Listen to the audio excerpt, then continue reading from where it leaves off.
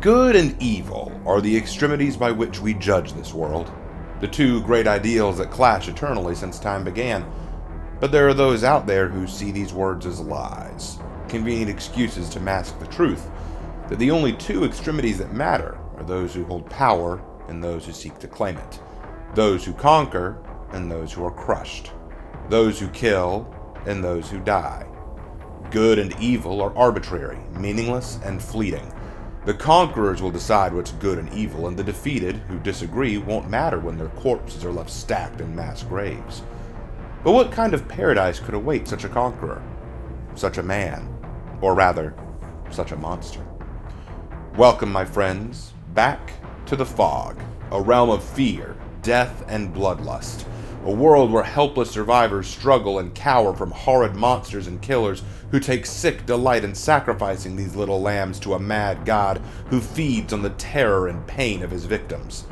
But a new killer has stepped into the fog, one who has even the other killers shiver upon his beholding, for his is a mind that has tasted battle, death, and damnation.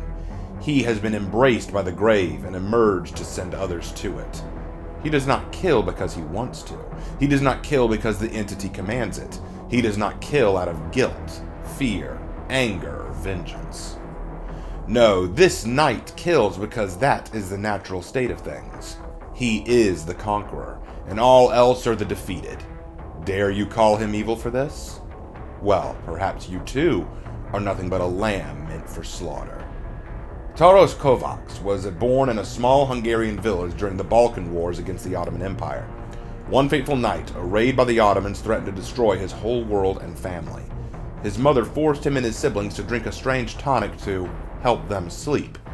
But when Taras awoke, he was in a mass grave among countless corpses, surrounded by death on all sides, the burning of his village, and the sensation of having nearly died.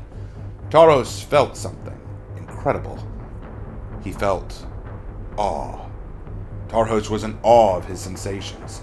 But no sooner had the moment come than it was past. He was found among a handful of other survivors and carted off to Venice to be made into a slave. Trained by one Kadir Hakam, Taras was taught the ways of combat and was enlisted into the Guardia Campania, a mercenary force based in Italy. As the years passed, his skill and his fortune grew. He had gained quite a reputation as a warrior, and he had even gained 3 devout followers among the mercenaries: Alejandro Santiago, Durkos Malekak, and Sander Rolt. But no matter how great or powerful Taras became, he never quite felt that same sensation he had felt so long ago in the pit. He had to know what it meant, had to know where he could find it again. After another massive victory, Taras had earned himself knighthood, making him a free man. Seeing the Campania as weaklings anyway, this suited Taras fine, as he wanted to strike out on his own. But the leader of the Campania wouldn't release Taras' followers as well. Angry, Taras sought work to pay for his followers' release. He discovered an Italian noble named Vittorio Toscano. This lord was seeking hired help in the reclamation of a lost artifact known as the Lapis Paradisus, or Stone of Paradise. The way Vittorio told it, this stone could open a gateway to a world beyond morality, beyond good or evil, a true paradise. Taras scoffed at this idealistic nonsense, but the money was good all the same, and following along on this campaign, he was interested to see where it led. They eventually found their way to a city in Portugal called Sintra. The citizens there held the catacombs and the stone within as sacred and wouldn't let anyone near it.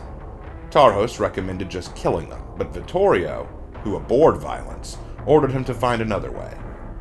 Taras was disgusted by Vittorio's pacifism. He'd suffered too much devastation, death, and battle to believe that this pacifist idealism could yield any results. He slaughtered the guards to the catacombs and found the stone, and upon holding it, he felt a power coming from it. Something familiar and yet foreign. Perhaps this was the secret he longed for. When he returned, he imprisoned Vittorio in his own dungeon and tortured him, demanding that he reveal the secrets of the stone. Vittorio refused. Enraged, Taras tortured him, his friends, his family, and did unspeakable things to their corpses. But Vittorio would not relent. Outraged, Taras used Vittorio's own wealth to build a small army, lay siege to the Guardia Campania, his old mercenary band, and slaughter them like cattle. He freed his old comrades and followers in arms and brought them with him. With his army now in control of Vittorio's estate, he had all the time in the world to break Vittorio. But the local nobles and lords had come to learn of Tarhos and his wickedness. Uniting against him, they swore to destroy this evil incarnate. Tarhos was out of time. Furious as these armies closed in, he decided to put an end to Vittorio once and for all. If he couldn't have the secrets of the stone, then no one would. But when he reached Vittorio's prison, the man was gone, vanished entirely. Furious and outraged, Tarhos charged out of his castle to meet the armies of this supposedly moral and righteous force. The battle was fierce, and as Tarhos slaughtered dozens of enemy soldiers single-handedly, he felt the world around him thickening with darkness. A dark fog was surrounding him, and soon he could not even see his own hands in front of him. He called out to his loyal pack, called out to anyone, but no answer came. And then, when the fog finally dissipated and fled, he could see again. A world of corpses, of towers broken and near collapsing, of skies filled with darkness and fire. The sound of screams and fear filled his ears, and he felt that familiar, almost forgotten feeling of awe, that feeling of right. He didn't need the stone or Vittorio anymore, because he'd found it. The fog had brought him to his paradise, a world where only the strong endure, no lies of morality and justice and codes, no shackles of chivalry and honor, just the natural order. Kill or be killed, dominate or be dominated, live or die. He had found his paradise, and he would reap its many rewards. The Knight was a character that I was definitely looking forward to for a while. There were rumors going around that the Knight would be a character from For Honor, like Apollyon, and obviously this isn't her or any other warmonger, but I definitely think he was inspired by the warmonger. Tarhos' idealism and his view of the local, moral, and righteous lords as hypocrites and cowards very much matches the way warmongers and Apollyon herself viewed nobility and the laws of chivalry and justice. In fact, Tarhos' backstory feels oddly similar to Apollyon. Both were victors in raids on their villages as children, but managed to survive. Both went on to train as knights under mercenary bands. Both struck out on their own, building their own armies and eventually destroying their old enemies. And both met their end by united forces that decided to stand against them. The difference, aside from gender of course, is that Apollyon wanted the war against her. She wanted to die in this war to rescue Heathmore, but for Tarhos it was a setback to his plans. So while I definitely think that Tarhos was inspired from Apollyon and the warmongers, I can't necessarily say he's one of them. I personally find that the Knight story is pretty good for the most part. The idea of a dark knight is always a pretty entertaining one, and while the ideal of there is no good or evil is so old-fashioned I'm kind of bored of it by now, I still felt it worked well here. What didn't work here were a few things historically. For one thing, the lore doesn't say who burned down his village, but seeing as he was Hungarian and the Ottomans did raid the Balkan lands, including Hungary, I assume it was the Ottomans. But then being taken as slaves to Italy? The Guardia Campania seems like an Italian mercenary band, so why was he taken as a slave and mercenary there? I mean, Janissaries would have taken him back to the Ottoman Empire for indoctrination training. It's strange that he went to Italy as well, but hey, who knows. I also wasn't that big a fan of the Stone of Paradise angle. Felt like a distraction, especially since it didn't matter in Tarhos' story in the long run. But other than that, I didn't hate this story. I think if I had been the one writing it, I would have done it a bit differently. I would have handled things more like this. Like, try this one. I would have made it more like a betrayal. Like, what if he served Vittorio's father as a faithful knight, right? But then as his son takes power and takes that seat, that throne, right? And he turns out to be a pacifist little moron, which is incredibly stupid for the time period, but let's ignore that for now. And his pacifism causes Tarhos' comrades to die because they were ordered to stand down? Maybe this outraged Tarhos, and so he and his fellow survivors come after Vittorio and try to get revenge, saying, how could you do this? But then when the other local lords come to save Vittorio, Tarhos is appalled. This pacifist shit got his comrades killed, left his lands at the mercy of others, and now these same lords, who only a few days ago would have gladly killed Vittorio themselves, were now coming to save him? This would mentally scar him as he's forced to witness hypocrisy at its height. The weak are ruling over the strong and using them as playthings. Enemies one day turn ally the next when they realize that they can exploit each other. This leads him to detest the nobility, and maybe even the world itself, and that is when the entity claims him. I like that story better, but hey, again, I'm not the writer. Now, leaving aside the lore, which is still very fascinating, and I think it's one that I'd like to return to at some point, the Knight's abilities are out of this world and pretty game-changing. The Knight's special power is called Guardia Campania. Holding down the power button will make the Knight stop moving and he'll slam his sword into the ground. From there, the player takes a first-person out-of-body position and can then create a green trail by moving around. This trail that the player leaves behind will be the walking path of one of the three guards, either the assassin, the jailer, or the carnifex, which means executioner for those who are wondering. The guard that appears will always be in rotation, and you can tell who's coming up next by the green glowing symbol on your wrist. Now, once you complete your trail, the guard in question will appear where you ended your trail, and then that guard will then start walking up and down the path you created. The guard has their own detection radius and will immediately chase and attack any survivor who appears within that radius, starting a guard hunt. When a guard finds a survivor, he will let out a roar, letting you know that they found someone, and you'll be able to see the guard's aura, letting you know where the hunt is going on. Anime swordsmen and warriors are famous for having a single eye scar or cloak, which often references. They will also leave behind a standard or a banner halfway through their hunt, which will let you know the direction they're going. Guards are capable of passing through obstacles like vault locations, and they cannot be stunned by drop pallets. However, a guard will disappear if a survivor is saved from a hook, if you hit a survivor, or if the standard left behind by the guard is picked up by someone. You can also command your guards to do different actions outside of just patrolling. You can have them break pallets, break walls, or even hit generators too. Each guard has a different ability that should be considered when summoning them. For example, the Carnifex can break items and generators faster than the others. The Assassin will chase survivors longer than the others. And the Jailer has a wider detection radius and will patrol his path longer and faster.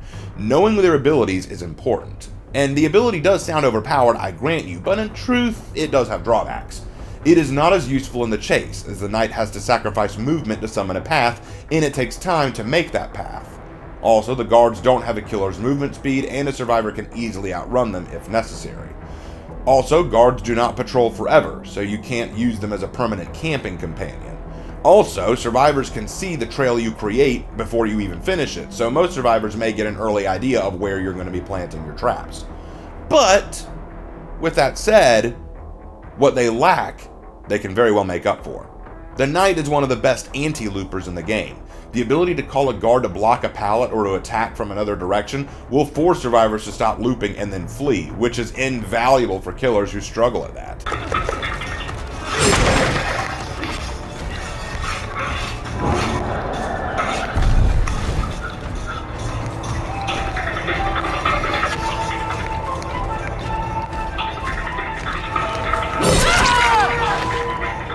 Also, the detection abilities of the guards can be overstated. They can inform you of a survivor's location and discourage certain actions by dealing with gen rushers while you hunt for stragglers. One tactic I like to use is to run a guard along a normally traversed pathway or near generators that are easily spotted. If the guard doesn't spot someone right away, at the very least it will slow down the survivors getting to that point while I investigate other territories. If a guard does find a survivor and I'm nearby, I'll flank from another direction to land a hit. And if I'm not close, I'll let the chase continue, knowing that, at the very least, the survivor was forced to run from whatever task they were doing at the time. See, the Knight is a strategic killer, and winning with him requires thought and planning, which I love. I think it is awesome. It really is a big brain kind of play, which I like. Now, as for his perks, damn if these are not some of the best perks I've seen on a killer. The Knight's perks are Nowhere to Hide, Hex Face the Darkness, and Hubris. With Nowhere to Hide, if you break a generator, the auras of nearby survivors will be revealed for a brief period. A common survivor tactic is, when they hear a killer's terror radius, they abandon the generator they're working on, hide nearby, and wait for the killer to break the gen and then return to work when the killer leaves. But with this perk, this strategy is a recipe for disaster. I can't tell you how satisfying it is to break a generator, then just look around for the crouching survivors hoping I'll go away, only for me to appear and make them pay dearly for their loitering. The Kyoshin's largest influence in terms of their fighting style and weapon is likely Zatoichi, the blind swordsman of Japanese fiction. Zatoichi has had a few movies and TV series about him. Now, Hex Face the Darkness is also quite useful. When you injure a survivor by any means, a dull totem in the trial activates. While this totem is active, all survivors outside of your terror radius will scream every now and then, giving away their locations. thus allowing you to keep track of survivor locations and plan where to send your guards to chase them. The effect fades if the survivor you injured is downed or healed, and the effect ends entirely if the totem is cleansed. And finally, Hubris. If you get stunned by a pallet or a flashlight or whatever, then for a brief period the survivor who stunned you suffers from the exposed status effect and can be downed in one hit. Now I know this may sound overpowered, but bear in mind that most of the time if you're stunned, the survivor will use that opportunity to flee from you, and by the time you close that gap, the effect will likely have worn off. But if you're smart, you might be able to corral them into the path of a guard who can either hit them for you or run them right into you, which will work out just fine. I really like these 3 perks and they work very well for the Knight. The funny thing is, people have been asking me for a while to take a look at the Knight as a killer in Dead by Daylight because they know that I love Knights historically and that this is kind of my bread and butter. At first, I was really excited because I thought they were going to be a tie-in to For Honor because, after all, Dead by Daylight and For Honor did have that Halloween crossover last year.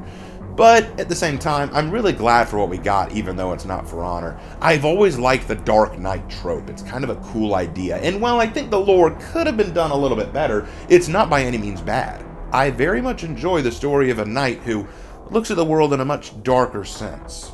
This knight, he's a lot like Apollyon when you think about it. He doesn't see the world in terms of good or evil. Good or evil is just a lie created by people who, use their power to flaunt over other people. They'll define whatever they do as good because they did it and it suited them, and anything that defies them must be evil. There's something, it's old-fashioned, but there's something kind of chilling about that at the same time, especially when you consider that the person with the power in this case is the one who doesn't even understand morality, who doesn't even recognize it. I think that's even scarier to some extent. What's scarier? A person who justifies everything they do as right? Or a person who thinks right and wrong is overrated? A person who thinks that there is no right or wrong. There are just those who kill and those who die. And you best pray you're not the one who dies. And in a world of Dead by Daylight, a world within the fog, we know who the defined killers and dyers are. Thank you guys for joining me for this little venture into the fog, and I will see you in my next video. Take care.